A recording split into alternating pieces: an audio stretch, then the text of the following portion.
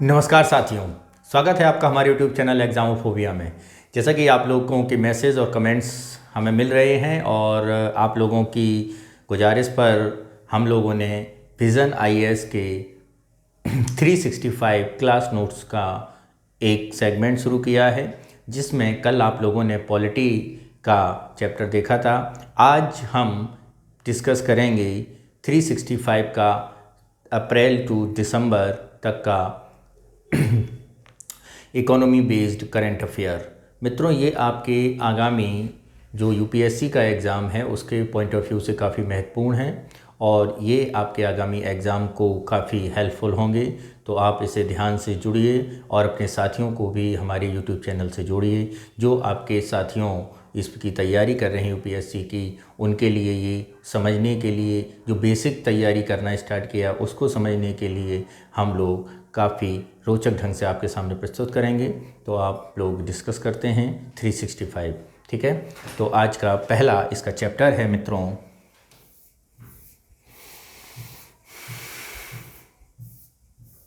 पहला चैप्टर अगर देखना है तो पहला चैप्टर मित्रों है ग्रोथ और डेवलपमेंट का। किसका है? ग्रोथ और डेवलपमेंट का, जिसमें हम लोग डिस्कस करेंगे क्या क्या फैक्ट्स, जरा उसको देख लें एक बार। उसमें हम डिस्कस करेंगे भारत में जीडीपी का अनुमान, राष्ट्रीय बहुआयामी निर्धनता सूचकांक, प्रत्यक्ष लाभ अंतरण यानी डीबीटी, और स्वयं सहायता समूह और बैंक लिंकेज, इसके बारे में हम देखेंगे, जिसमें हम एक नई लखपति दीदी योजना भी डिस्कस करेंगे। ठीक है मित्रों, तो ज़्यादा टाइम ना लेते हुए स्टार्ट करना शुरू करते हैं हम लोग।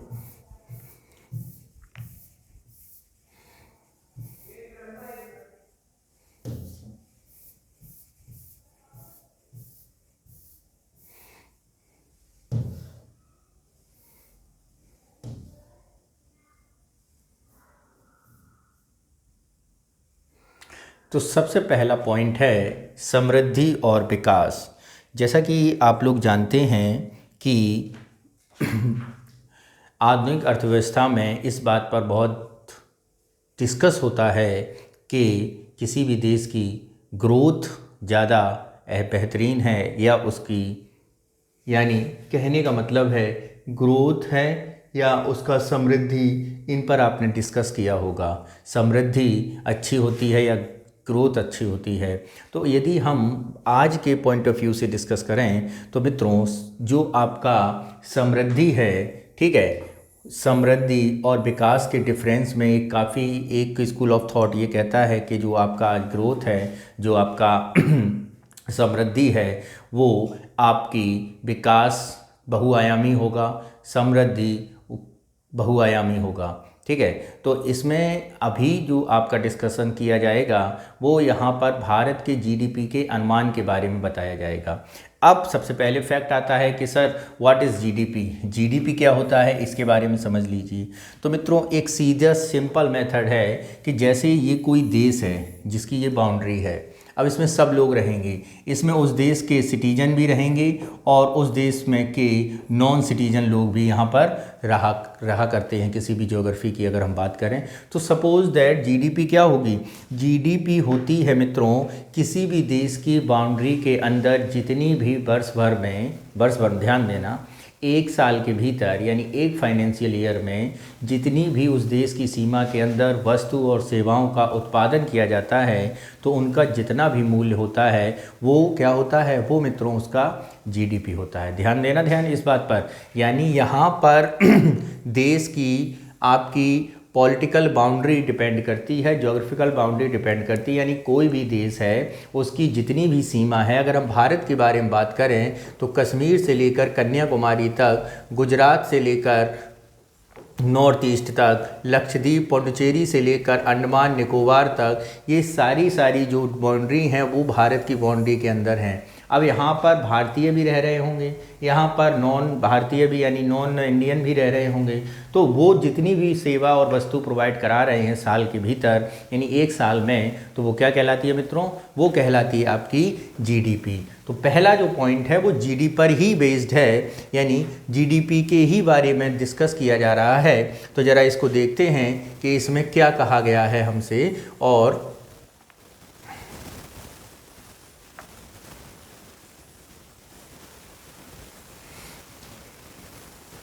ठीक है।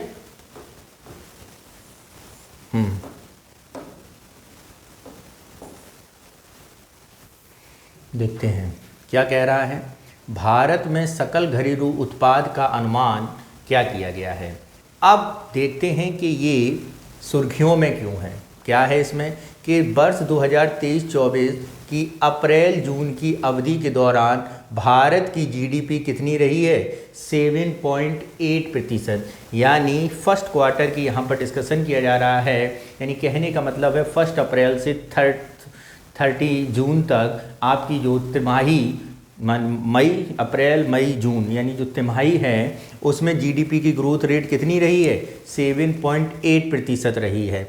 अब यहाँ पर ये अनुमान दे दिया गया आपकी जीडीपी कितनी रही, तो दे दिया गया कि सर 7.8 रही है। अब इस जीडीपी को समझने पर यहाँ पर अगला वर्ड आप और देखिए क्या कह रहा है, रियल और नॉमिनल। यानी जीडीपी के दो टाइप यहाँ पर बताए गए हैं। ध्यान से मित्रों देखना, एक है आपकी रियल जीडीपी और एक है आपकी नॉमिनल जीडीपी। किसकी, नॉमिनल जीडीपी। यानी क्या होता है रियल और नॉमिनल, यदि हम आपकी बात बताएं जिसमें कोई बेस ईयर रखा जाए। रियल जीडीपी क्या होती है, जिसमें कोई बेस रखा जाए। बेस का कहने का मतलब है जिसे आप हिंदी में समझते हैं आधार वर्ष। यानी कोई भी अर्थव्यवस्था है वो पहले किसी भी एक पिछले अर्थव्यवस्थाओं में, पिछली फाइनेंशियल ईयरों में सबसे अच्छी का मतलब है जिसने जो ईयर एक विभाजक का काम करता है, यानी अपनी पुरानी कमियों को दूर करते हुए नई ओर अग्रसर होता है और उसने उस ईयर में अच्छा ग्रोथ रखा हो, तो उसको हम अपना बेस ईयर मान लेते हैं। यदि हम भारत के पॉइंट ऑफ व्यू से बात करें तो भारत ने अपना जो बेस ईयर माना है वो क्या माना है, भारत ने 2011-12 ये अपना बेस ईयर हाल फिलहाल में भारत ने माना हुआ है।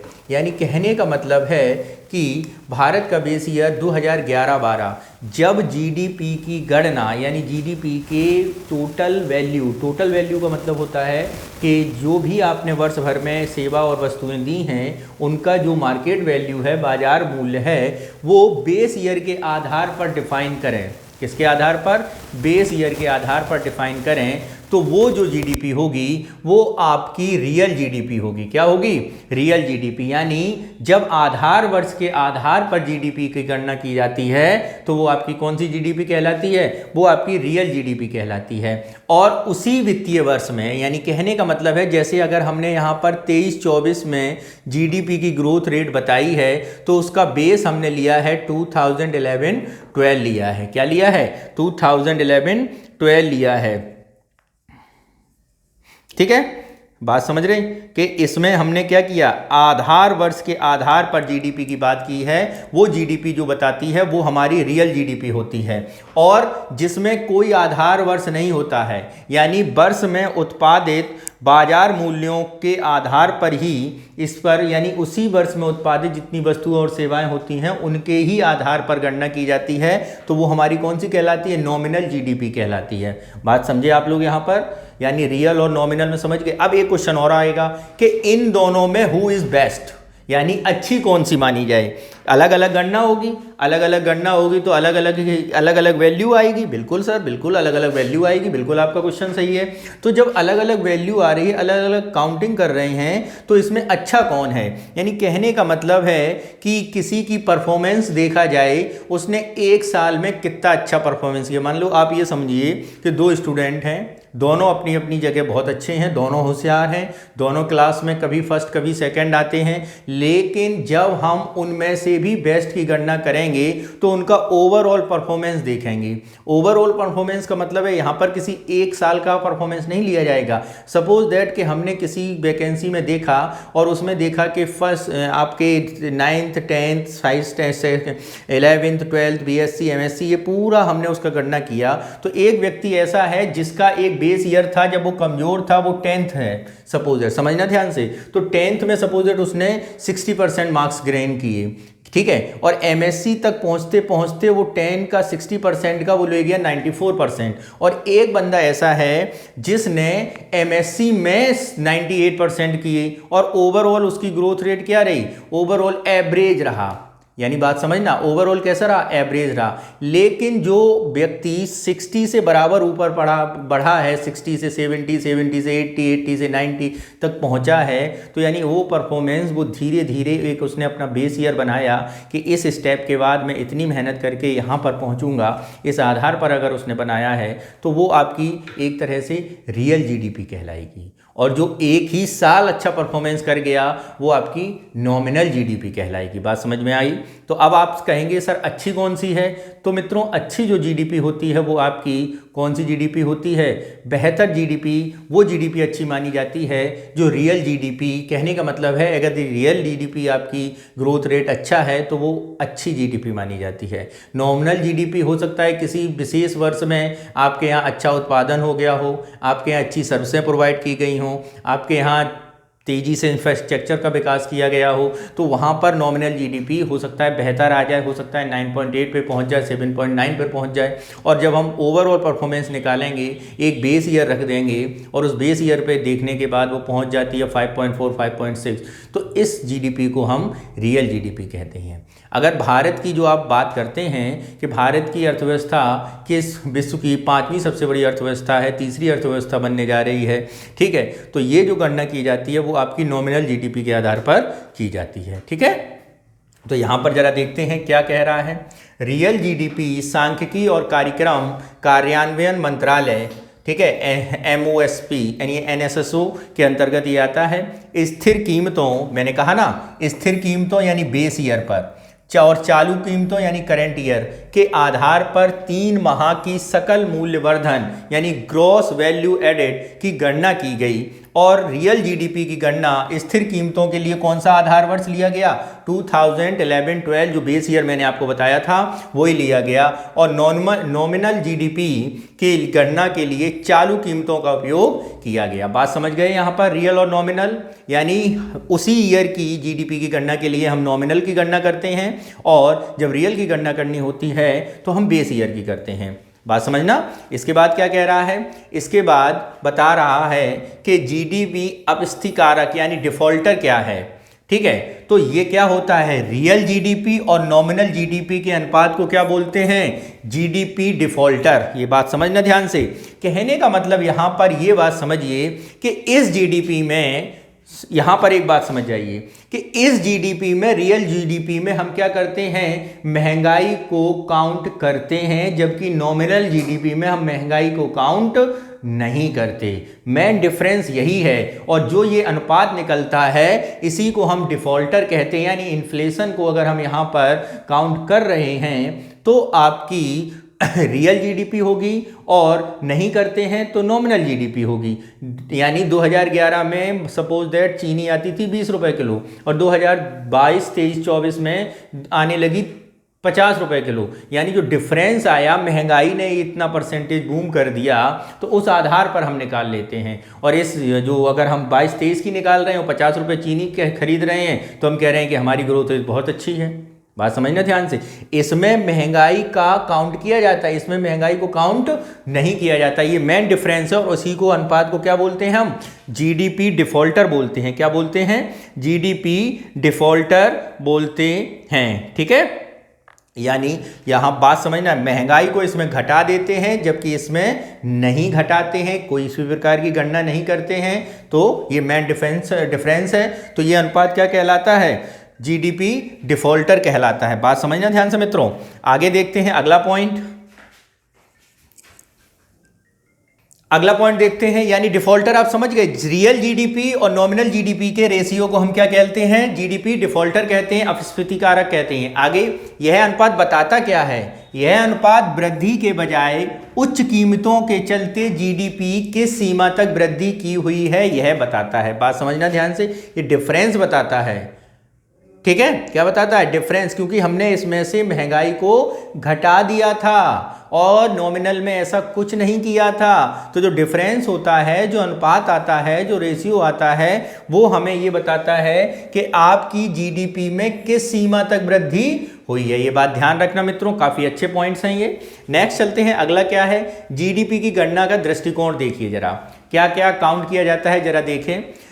उत्पादन यानी प्रोडक्शन और मूल्य वर्धित विधि, ठीक है, इस विधि में उत्पादन के प्रत्येक चरण में मूल्य वर्धन को यानी वैल्यू एडेड को क्या किया जाता है, जोड़ा जाता है। बात समझना ध्यान से। कहने का मतलब है जैसे सपोज दैट आपने ये पेन बनाने की कोशिश की, तो इस पेन बनाने के लिए आपको क्या चाहिए, रॉ मटेरियल चाहिए, आपको टेक्नोलॉजी चाहिए, आपको कहीं फैक्ट्री लगाने के लिए लैंड चाहिए, ठीक है। अब आप क्या कर रहे हैं, आपने और ट्रांसपोर्टेशन भी चाहिए, जो आप डिलीवरी करेंगे उसकी ट्रांसपोर्टेशन, रॉ मटेरियल लाएंगे उसका ट्रांसपोर्टेशन। और सपोज दैट, या इससे बेहतर भी विकल्प और समझ सकते हैं, सपोज दैट एक पेन बन के आपके पास आ गया, ठीक है, आपने लिखा 2 रुपये के हिसाब से ये पेन ले लिया, ठीक, बात समझना। अब आपने इसकी कवरिंग कर दी, इसकी पैकेजिंग कर दी, पैकेजिंग करने के बाद इसको आकर्षक एक पैक के रूप में एक आपने इसका वैल्यू बढ़ा दी, तो इसको सजाने संवारने में जो वैल्यू बढ़ रही है उसे ही बोला जाता है वैल्यू एडेड आवर्धन, यानी क्या बोल रहे हैं, मूल्य वर्धन। कुछ भी कर दें, मान लो हमने इसकी रैपरिंग कर दी तो इसकी वैल्यू बढ़ गई, जो 2 रुपये का था वो 5 रुपये का हो गया। अगले बंदे ने क्या किया, उस वैल्यू रैपरिंग करने के दौरान हो सकता है उसने एक इसमें लेस और लगा दिया हो, तो फिर वैल्यू बढ़ गई 2 रुपये 1 रुपये, इस हिसाब से लोग क्या कर देते हैं, बढ़ा देते हैं। तो 2 रुपये का पेन 10 रुपये का मिलने लगता है। तो इसे ही बोला जाता है प्रत्येक चरण पर मूल्य वर्धन को क्या किया जाता है, जोड़ा जाता है। किसमें, मूल्य वर्धित विधि में। दूसरी क्या है, इनकम अप्रोच क्या होती है, जब उत्पादन, इसके अंतर्गत होता क्या है, उत्पादन के सभी कारकों द्वारा अर्जित कुल आय का मापन किया जाता है। यानी उत्पादन जब हो रहा है तो उसमें सब जुड़ा हुआ है, उसमें लेबर भी जुड़ा हुआ है, उसमें रॉ मटेरियल में लगे हुए लोग भी जुड़े हुए हैं, उसमें टेक्निक कहाँ से आई वो भी जुड़ी हुई है। तो यानी उत्पादन के जितने भी कारक हैं किसी भी चीज के प्रोडक्शन में, और वो क्या कर रहे हैं, वो उसमें जुड़े हुए हैं, तो ये चीज क्या कहलाएगी आपकी, ये आपकी वैल्यू या इनकम अप्रोच कहलाती है। यानी हर पॉइंट्स पर जो मूल्य उत्पादन के, जो उत्पादकों की जो आय हो रही है, यानी लेबर की कितनी आय हुई है, रॉ मटेरियल आप जहाँ से लाए हैं उनकी कितनी आय हुई है, ट्रांसपोर्टेशन लाने का जो खर्चा हुआ है तो उसमें जुड़े हुए लोगों की कितनी आय हुई है, तो इन सब को इसमें काउंट किया जाता है। व्यय विधि देखिए, एक्सपेंडिचर, इसमें क्या होता है, देश की घरेलू सीमा में वस्तुओं और सेवाओं पर सभी इकाइयों पर किए गए कुल व्यय का मापन किया जाता है। किसमें, व्यय विधि अप्रोच में। ध्यान रखना, एक्सपेंडिचर यानी जब हमने प्रोडक्ट तैयार कर लिया और प्रोडक्ट को मार्केट में बेचने के लिए लॉन्च कर दिया, तो बेचने के लिए एक आपका होलसेल वाला होगा, एक आपका फुटकर वाला होगा, हो सकता है एक आपका गली मोहल्ले में दुकान करने वाला हो, तो इन सब की आय की भी गणना इसमें की जाती है। यानी आप देख रहे हैं प्रोडक्शन के दौरान, आप देख रहे हैं प्रत्येक चरण में आय की इनकम, और अगला आप देख रहे हैं आप तक यानी कस्टमर तक पहुंचने में किस किस लोगों को कितना अप्रोच यानी कितना एक्सपेंडिचर व्यय हुआ है। बात समझ में।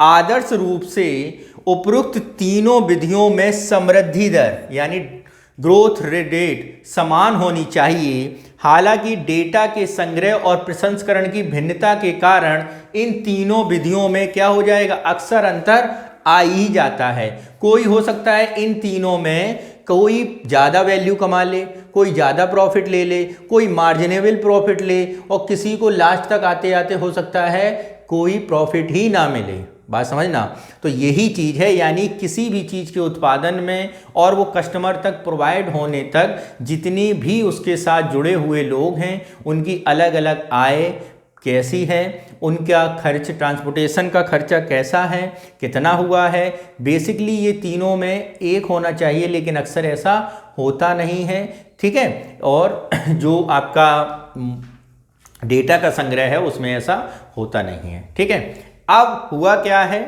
जरा देखिए, समझिए। आप ये समझ रहे होंगे कि जब से मोदी गवर्नमेंट आई है तब से जीडीपी में आपको लग रहा होगा कि काफ़ी ग्रोथ रेट हो रही है, पहले इतनी ग्रोथ रेट नहीं थी। तो आप ये समझिए कि 2014 से 2015 में परिवर्तन क्या हुआ, यही भी यहाँ पर बताया गया है, जरा इसे समझिए। 2050 में केंद्रीय सांख्यिकी कार्यालय यानी CSO, सेंट्रल स्टैटिस्टिकल ऑर्गेनाइजेशन ने राष्ट्रीय लेखा सांख्यिकी की नई श्रृंखला की शुरुआत की है। क्या किया है इसमें ये समझिए। इसमें जीडीपी की गणना का पहले जो 4-5 का वर्ष था उसे संशोधित करके कितना कर दिया गया है, 2011-12 कर दिया गया बेस ईयर। इस पर ध्यान देना, स्टेट पीसीएस में बहुत पूछा जाता है कि पहले कितना था और अब कितना कर दिया। यहां पर ये दोनों क्वेश्चन पॉइंट को ध्यान रखना कि बेस ईयर पहले 2004 एंड 5 था, अब 2011-12 कर दिया गया है। आगे देखिए, अर्थव्यवस्था में हो रहे संरचनात्मक या अर्थव्यवस्था में हो रहे फंडामेंटल परिवर्तनों यानी संरचनात्मक परिवर्तनों पर ध्यान रखने और अर्थव्यवस्था की सही स्थिति दर्शाने के लिए आधार वर्ष समय समय पर संशोधित किया जाता है। तो कभी कभी स्टेटमेंटल क्वेश्चन भी पूछा जाता है क्या कहते हैं कारण और असर्शन में कि ऐसा क्यों किया गया। तो ये ध्यान देना कि सही स्थिति दर्शाने के लिए आधार वर्ष को समय समय पर परिवर्तित किया जाता है जिससे हमें अर्थव्यवस्था की सही स्थिति पता चल सके। आगे, नई श्रृंखला में राष्ट्रीय लेखा प्रणाली 2008 के नवीनतम सिफारिशों एवं राष्ट्रीय खातों के संकलन पर अंतर्राष्ट्रीय दिशा निर्देशों को शामिल किया गया है। क्या किया गया है, अंतर्राष्ट्रीय निर्देशों को शामिल किया गया है, इसके बारे में बात की गई है। ठीक है, आगे क्या कह रहा है, विकास के लिए जीडीपी एक अच्छा संकेतक क्यों माना जाता है, यानी डेवलपमेंट के लिए भी जीडीपी को ही कैसा अच्छा संकेतक क्यों मानते हैं, जरा इसको समझिए। पहली बात, इसकी गणना आर्थिक अपराध, प्रदूषण, असमानता और प्राकृतिक संसाधनों की कमी जैसे बाह्य कारकों पर ध्यान नहीं रखा जाता। ये बात ध्यान रखना, तभी तो समृद्धि और विकास में अंतर है मित्रों। जो पहले आपने देखा था, आपने पढ़ा होगा, ग्रोथ और डेवलपमेंट में मेन डिफरेंस क्या है। विकास अगर हम कहेंगे तो ऐसा विकास को विकास माना जाता है जो आपके क्या करे, आपके संसाधनों या आपकी आने वाली पीढ़ियों को भी उपलब्धता या उपलब्ध कराए। लेकिन यहाँ पर जीडीपी इन बात पर ध्यान नहीं दे रही है। जो आर्थिक अपराध हो रहे हैं, जैसे मान लो सपोज दैट कोई किसी को फॉर्जरी कर रहा है, कोई आप देखते हैं डिजिटल स्कैम कर रहा है, कोई कुछ कर रहा है, तो अपनी वो क्या करता है, अपनी तो प्रोग्रेस कर लेता है, लेकिन पता चला उसने आर्थिक अपराध करके ऐसा किया है तो उसके जो कहते हैं टूल्स पर ध्यान न देकर केवल उसके रिजल्ट पर ध्यान देता है जीडीपी। तो ये एक क्या है, एक रॉन्ग फैक्ट्स है, रॉन्ग फैक्टर है। प्रदूषण, मान लो सपोज दैट कोई जंगल को काट कर लकड़ी को बेचना शुरू कर देता है। बेचने के दौरान पता चलता है कि जहां वो पहले परेशान रहता था, पहले मैं बहुत परेशान रहता था, फिर मैंने जंगलों की लकड़ियां काटना शुरू कर दिया और आज मैं बहुत खुश हूं। लेकिन वो खुश होने के साथ साथ क्या कर रहा है, आने वाली पीढ़ियों के लिए संसाधनों की उपलब्धता को कम कर रहा है। तो हम उस नुकसान की भरपाई नहीं कर पा रहे हैं, उस नुकसान की गणना नहीं कर रहे हैं। तो कभी कभी आजकल बात भी उठती है ग्रीन जीडीपी की या हरी जीडीपी की या डेवलपमेंट की, कि हमें कैसी समृद्धि या सस्टेनेबल डेवलपमेंट, सतत विकास की बात इसीलिए की जा रही है। बात समझना मित्रों। तो यहाँ पर आगे क्या है, प्राकृतिक संसाधनों यानी नेचुरल रिसोर्सेज की कमी, बाह्य कारकों यानी एक्सटर्नलिटीज पर ध्यान नहीं रखा जाता है। ये जीडीपी को अच्छा संकेत इसलिए नहीं माना जाता है। आगे देखो, शांति, पर्यावरण संरक्षण या परिवार जुड़ाव सहित कई प्रमुख कारकों की गणना जीडीपी के जरिए नहीं की जाती है। बात समझना। तो आप देखते हैं आजकल जीडीपी के स्थान पर ग्रीन जीडीपी या सस्टेनेबल डेवलपमेंट की बात की जाती है कि अब हम जीडीपी को छोड़कर, या जीडीपी इन सब को काउंट नहीं करती है, जिसके कारण हम रियल डेवलपमेंट की बात नहीं कर पाते हैं। तो हमें इसको छोड़ना चाहिए। बस में यहाँ पर ये तीनों मेन फैक्ट्स बताए गए हैं जिसके कारण जीडीपी पर उसको अच्छा नहीं माना जा रहा है। ये बात ध्यान रखना, उसको अच्छा नहीं मानने का मेन कारण। आगे क्या है, सामाजिक नुकसान की आय की गणना, उदाहरण के लिए किसी ट्रेन दुर्घटना, यहाँ पे एग्जाम्पल भी दिया है, काफ़ी अच्छा एग्जाम्पल है। और ये आपके एथिक्स के मेथड को, एथिक्स में अगर इस जीडीपी से मेंस कोई क्वेश्चन आता है मेंस में, तो आपके लिए ये एग्जाम्पल्स, ये सर्वे केस स्टडी काफ़ी महत्वपूर्ण होती हैं। जरा समझिए इसे। किसी दुर्घटना में ट्रैक की मरम्मत जैसी आर्थिक गतिविधियों भी जीडीपी में शामिल की जाती हैं। अब उस दुर्घटना में तो कर दिया आपने ट्रैक की मरम्मत, उस ट्रैक की मरम्मत के दौरान आपने अच्छा किया, आपने मटेरियल लेके आई, आपने सर्विस प्रोवाइड कराई, आपने लेबर को रोजगार दिया, ठीक है, आपने एम्प्लॉयमेंट दिया। लेकिन उस मरम्मत से पहले उस ट्रैक पर हुई बर्बादी, इसकी गणना आपने नहीं की। तो यही जीडीपी का मेन कारण है, इसमें लिखा भी होगा, देखे जरा, ट्रेन की दुर्घटना मरम्मत जैसी आर्थिक गतिविधियां भी जीडीपी में शामिल की जाती हैं। इसमें लोगों के जीवन की सामाजिक पहलुओं या प्राकृतिक पूंजी का लेखा जोखा शामिल नहीं होता है, ठीक है। और जैसे स्वास्थ्य की स्थिति क्या है, शिक्षा की गुणवत्ता क्या है, इस पर ध्यान नहीं देते। हम ये देते हैं कि शिक्षा कितनी हो गई है और उसकी क्वालिटी पर ध्यान नहीं देते। पता चला एक क्लास में 70 लड़के पढ़ रहे हैं और उस पर टीचर एक है और टीचर नहीं जानता है 2 दूना 8 होता है या 4 होता है। बात समझना ध्यान से। तो वही चीज़ यहाँ पर क्वालिटी पर ध्यान नहीं दिया जाता है, पहली बात। दूसरी बात, जो एनवायरनमेंट में जो नुकसान हो रहा है उस पर ध्यान नहीं दिया जाता है। तीसरी बात, अगर हम बात करें जो हेल्थ कॉन्शियस होते हैं या हेल्थ पर बात होती है, हमने क्या किया, हमने एक फैक्ट्री लगाई, किसकी, सिगरेट की, सपोज दैट, और पता चला सिगरेट की मांग मार्केट में बहुत बढ़ गई, तो हम ऐड भी कर रहे हैं मार्केट में। हम पता चला हमने ब्रांडिंग एक ऐसे व्यक्ति की जिसकी मार्केट में वैल्यू या उसकी फैन फॉलोइंग बहुत ज़्यादा है। तो इसका परिणाम क्या निकलता है सर? इसका परिणाम मित्रों ये निकलता है कि जो स्वास्थ्य की स्थिति, इस पर हमने गणना नहीं की। हमने ये देखा कि हमारी जो सिगरेट की फैक्ट्री थी वो 1 साल में कितनी ग्रो अप कर गई। बात समझना ध्यान से। तो ये चीज यहां पर है। अब एक चीज और देख लीजिए, चुनौतियां इसमें क्या है जीडीपी की गणना में, ये जरा समझिए। जीडीपी की गणना में वर्तमान चुनौतियां, पहली, अलग अलग क्षेत्रों से संबंधित पुराने डेटा की मौजूदगी सबसे बड़ी चुनौती है। असंगठित क्षेत्रों का लेखांकन, ये सबसे बड़ी चुनौती, ये जरा समझिए।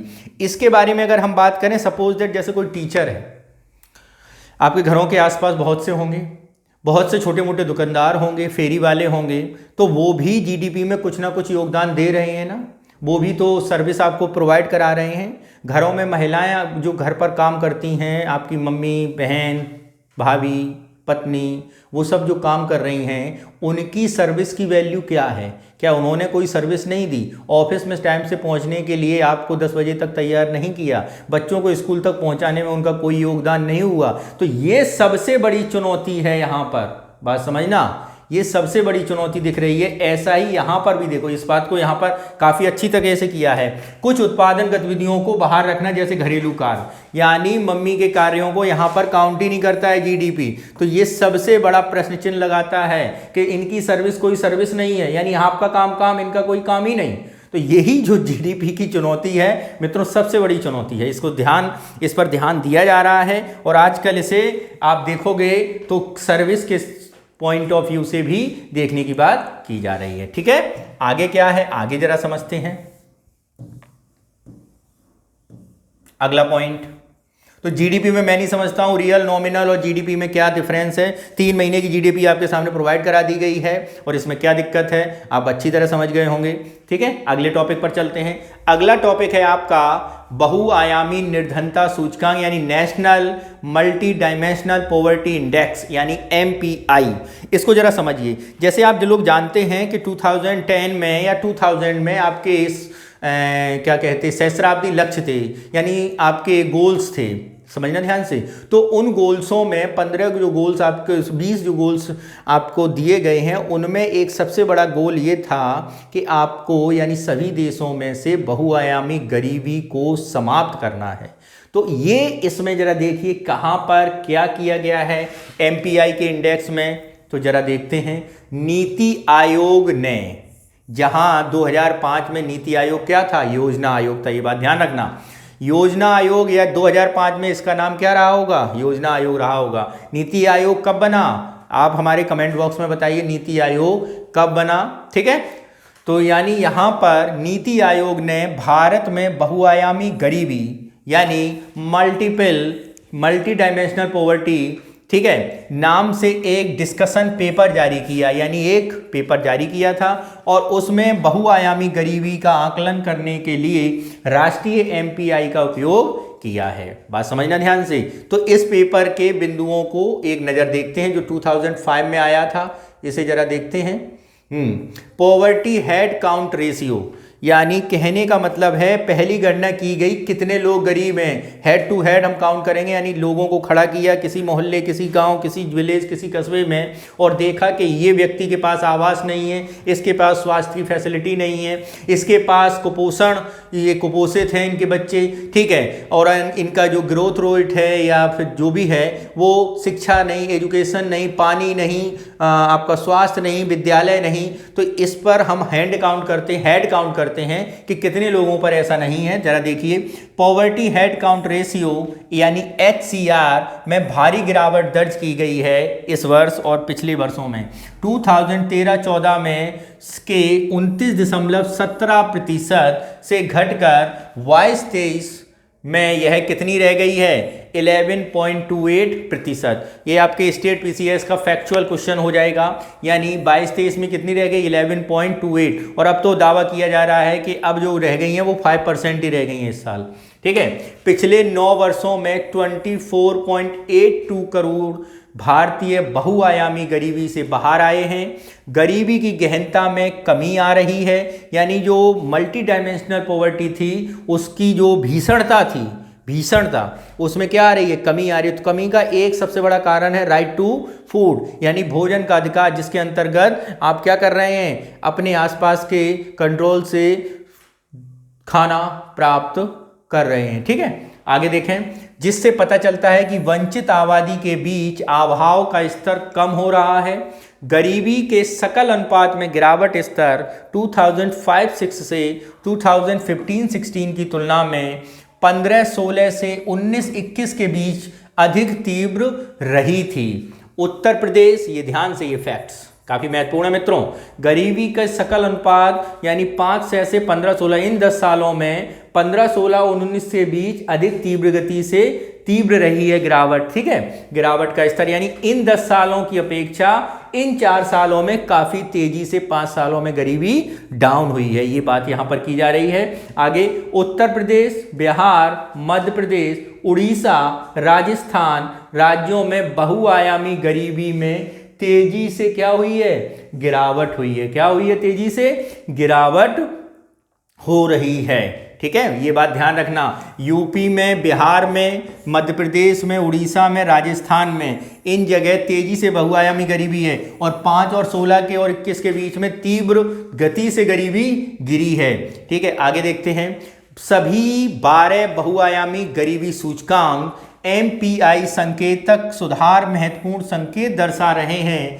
अभाव का सबसे अधिक स्तर खाना पकाने के ईंधन और आवास संबंधी संकेतों में है, यानी प्रधानमंत्री आवास योजना और उज्ज्वला योजना के अंतर्गत जो सिलेंडर प्रोवाइड किए गए हैं, ठीक है, और आवास के अंतर्गत जो आवास प्रोवाइड किए गए हैं, इनमें उपलब्धता होने के कारण इसमें भीषण गरीबी में काफ़ी संख्या में क्या हुई है, लोगों को निकाला गया है। बात समझना ध्यान से। आगे देखते हैं, यह संभावना अभाव में सबसे कम स्तर, इसमें सबसे अधिक स्तर हुआ है, और सबसे कम स्तर बाल एवं किशोर मृत्यु दर, यानी ये जो रेट है आपकी चाइल्ड और युवा, किशोर, यानी जो आपके 15 साल तक के बच्चे हैं, उनकी मृत्यु दर में किसी विशेष प्रकार की कमी नहीं हुई है। बिजली और बैंक खातों के संकेतों में इतनी तेजी से स्तर कम नहीं हुआ है, लेकिन उतनी तेजी से नहीं हुआ जितनी तेजी से खाने पकाने के ईंधन और आवास संबंधी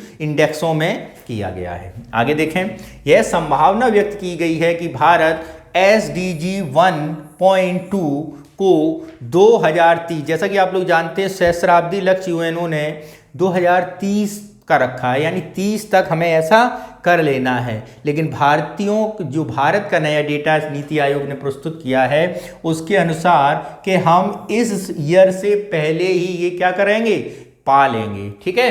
गरीबी स्तर को कम से कम आधे तक कम करने का उल्लेख हासिल कर सकता है, यानी ये पाया जा सकता है 2030 से पहले भी, ठीक है। अब आप MPI यानी मल्टी डायमेंशनल पॉवर्टी इंडेक्स के बारे में जानिए, क्या है ये, इसे समझिए।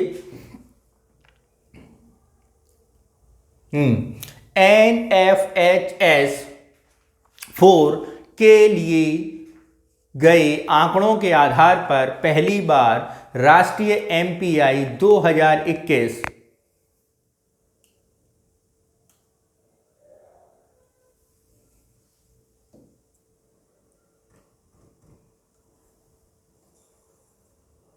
दो हजार 2021 में जारी किया गया था।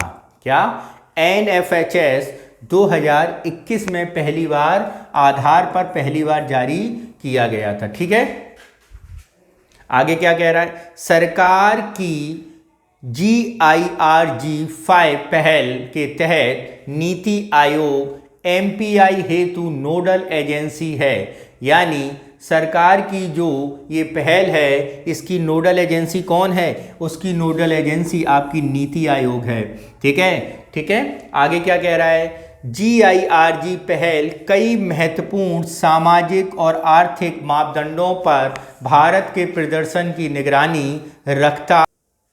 ठीक है, तो यहां पर क्या है? गिर्ग पहल कई महत्वपूर्ण सामाजिक उत्पादों। गिर्ग क्या है? ये मित्रों जो है, इसे जरा समझ लीजिए, सुधार एवं समृद्धि के लिए वैश्विक सूचकांक है। Global indices to drive reform and growth. उसके लिए आपका क्या है? सुधार एवं समृद्धि इंडेक्स, जिसमें सामाजिक और आर्थिक मापदंडों में भारत की निगरानी करता है। अब इसमें हुआ क्या है?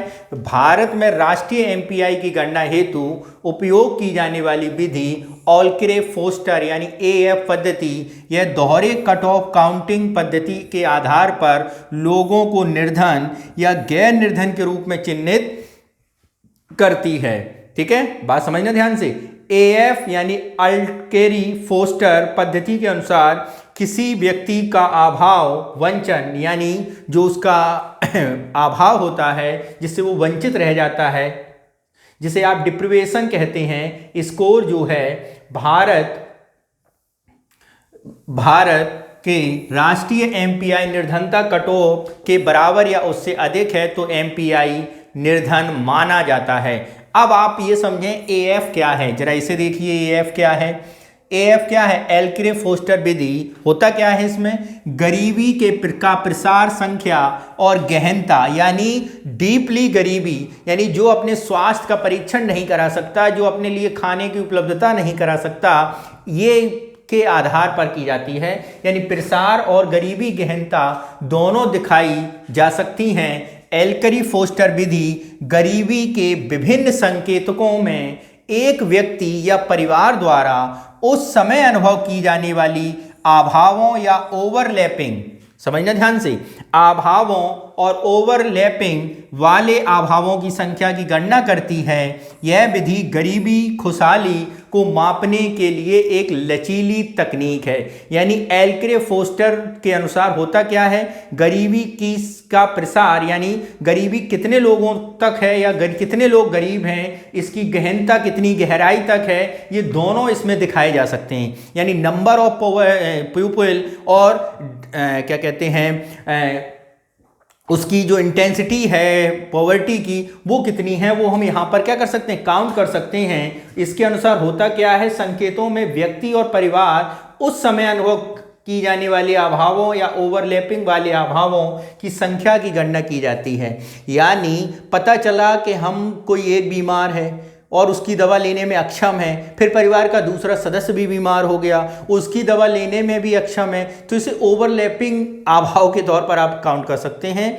ठीक है, हम खाना खा नहीं पा रहे हैं, तब तक काउंट हो गया ये कि भाई खाने के साथ वैरायटी होनी चाहिए। तो जब हम जो बेसिक खाना है वो ही नहीं पा रहे हैं, तो इसी के आधार पर हम क्या करते हैं? इसे काउंट मित्रों जो है वो करते हैं। बात समझना ध्यान से। तो ये AF एल्क्री फोस्टर विधि के अनुसार क्या होता है। ठीक है, अब आगे क्या कहते हैं? राष्ट्रीय एमपीआई के उप सूचकांक यानी उप इंडेक्स क्या है? हेड काउंट रेशियो, कितने व्यक्ति निर्धन हैं, इससे हम ये काउंट करते हैं।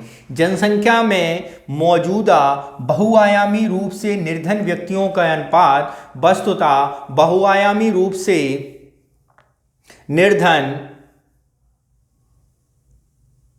व्यक्तियों की कुल जनसंख्या से विभाजित करके निकाला जा सकता है। यानी बहुआयामी निर्धन व्यक्तियों की संख्या बटे टोटल पॉपुलेशन। क्या है? Total population. इसके आधार पर हम एमपीआई को क्या कर सकते हैं? निकाल सकते हैं, यानी कितने लोग हेड काउंट, यानी कितने लोग गरीबी हैं। तो आप इसको समझ गए होंगे कि एमपीआई इंडेक्स के अनुसार भारत की स्थिति पहले से काफ़ी बेहतर हुई है। पहली बात ये समझ जाइए, 2005 से 2006 से 2015-14 की जो गरीबियों की संख्या थी, गरीबों की, उसमें 2016 से 2019 की अपेक्षा काफ़ी तेज़ी से गिरावट आई है, यानी उनकी संख्या में काफ़ी तेज़ी से गिरावट हुई है। इसको ध्यान रखना, स्टेट पीसीएस के पॉइंट ऑफ व्यू से काफ़ी महत्वपूर्ण है। और ये जो गिरावट यूपी, बिहार, एमपी, उड़ीसा, राजस्थान में काफ़ी ज़्यादा हुई है और यहाँ पे भीषण गरीबी पाई जाती थी। सबसे अगर भीषण गरीबी के बारे में बात करें तो मध्य प्रदेश, उसके बाद उड़ीसा, उसके बाद बिहार, उसके बाद राजस्थान, उत्तर प्रदेश, और टोटल जनसंख्या की बात करेंगे तो यूपी नंबर 1 हो जाएगा, हेड काउंट पे जाएंगे, इसलिए यूपी पहले है, ये बात ध्यान रखना। और ये क्या कह रहा है, 2005 से 16 के बीच की तुलना में 2016 से 19-21 के बीच की तुलना में तीव्र गति से गिरावट हुई, और गिरावट का लगभग अनुपात कितना हुआ पिछले 9 वर्षों में? 24.5 करोड़, लगभग 25 करोड़ लोग बहुआयामी गरीबी से बाहर निकले हैं। ये बात ध्यान रखना। नेक्स्ट चलते हैं अपने अगले पॉइंट पर। क्या कह रहा है अगला, इसे समझिए। निर्धनता की व्यापक तीव्रता, यानी जो व्यापक तीव्रता है वो निर्धनता का स्तर क्या है, उस पर जरा काउंट करते हैं। इसका आकलन, ठीक है, इसका आकलन बहुआयामी रूप से निर्धन व्यक्तियों द्वारा सामना किए जाने वाले अभावों के औसत अनुपात से किया जाता है। अभावों के औसत अनुपात से किया जाता है।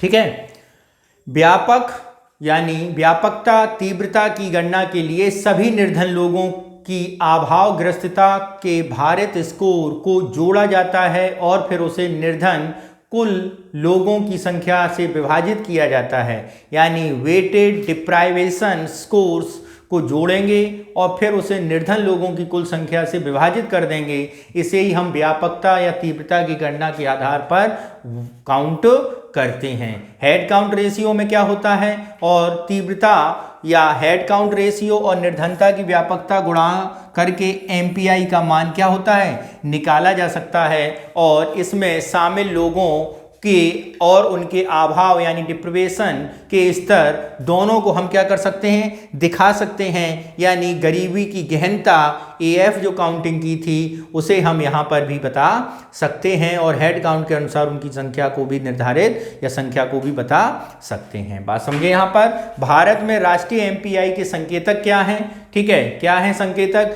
10 मूल संकेतकों का उपयोग किया जाता है, ठीक है, और इसमें मातृ स्वास्थ्य और बैंक खाता भी इसमें क्या है, जोड़े गए हैं। क्या क्या संकेतक हैं जरा इसे देखिए ध्यान से। तो सबसे पहला संकेतक है स्वास्थ्य। क्या है? स्वास्थ्य।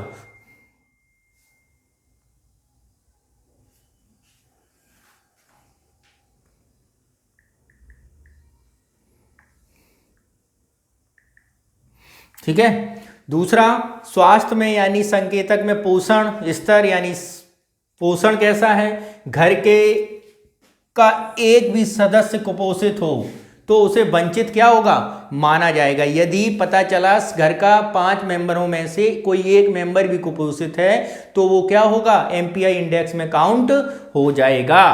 परिवार में कोई भी 15 से 49 वर्ष की महिला या 15 से 54 वर्ष के बीच का पुरुष बॉडी मास इंडेक्स यानी बीएमआई, यानी उसका जो मास है, उसका जो भार है उसके अनुसार कम है तो वो भी क्या है, कितना होना चाहिए, 18.5 किलोग्राम प्रति मीटर स्क्वायर से कम हो तो वो भी क्या हो जाएगा, परिवार वंचित माना जाएगा। ठीक है, कुपोषित माना जाएगा, यानी एमपीआई इंडेक्स में काउंट होगा। दूसरा, 0 से 59 माह के बीच कोई भी बच्चा कुपोषित हो, यानी कोई भी बच्चा जो 3-4-5 साल से कम है वो अगर कुपोषित है तो वो परिवार एमपीआई इंडेक्स में ही काउंट या एमपीआई में ही काउंट होगा। ये स्वास्थ्य का इंडेक्स है, ये स्वास्थ्य के फिगर्स हैं। ठीक है। दूसरा, बाल एवं किशोर मृत्यु दर, यानी सर्वे के अनुसार 5 साल पहले की अवधि में 18 साल से कम के किसी बच्चे या किशोर की मृत्यु हो गई हो, यानी जो 18 साल से कम बच्चा हो पिछले 5 सालों में यदि उसकी मृत्यु हुई हो तो वो भी आपका एमपीआई इंडेक्स का एक पॉइंट काउंट होगा। दूसरा, सर्वे की तारीख से 5 साल, अगला क्या है, मातृ स्वास्थ्य। सर्वे की तारीख से 5 साल पहले सभी की अवधि में कोई महिला जिसने बच्चे को जन्म दिया हो और उसने कम से कम प्रसव पूर्व देखभाल प्राप्त ना की हो, यानी जो देखभाल जैसे आपका आंगनवाड़ी में उसका रजिस्ट्रेशन ना हो, स्वास्थ्य केंद्र के अनुसार में जाकर उसके टीकाकरण ना किया गया हो, तो वो भी आपका एमपीआई के तौर पर एक इंडेक्स के तौर पर उसे काउंट किया जाएगा। आगे क्या है, शिक्षा का। पहला स्वास्थ्य के ये पॉइंट हैं, फिर है शिक्षा। स्कूली शिक्षा के वर्ष देखते हैं। परिवार के 10 वर्ष या उससे अधिक आयु का एक भी सदस्य 6 वर्ष की स्कूली शिक्षा पूरी कर पाया हो, यानी 6 वर्ष की जो स्कूली प्राइमरी एजुकेशन है उसे पूरी कर पाया हो। ठीक है। दूसरी, स्कूल अटेंडेंस में अब विशेष ध्यान दिया जाता है। स्कूल जाने योग्य कोई भी बच्चा उस उम्र तक स्कूल ना जा पाया हो जब उसे कक्षा 8 में होना चाहिए था, यानी यदि 12-13 साल का बच्चा है और वो स्कूल नहीं जा पा रहा है तो वो भी एमपीआई इंडेक्स के अंतर्गत शिक्षा के तौर पर उसे वंचित माना जाएगा। दूसरा चलें, वन और स्तर, जीवन स्तर। क्या है जीवन स्तर? कुकिंग फ्यूल, परिवार गोबर, कृषिगत फसलों, झाड़ियाँ, लकड़ी, चारकोल या कोयले से भोजन पकाता होगा तो वो भी एमपीआई के तौर पर ही जाना जाएगा।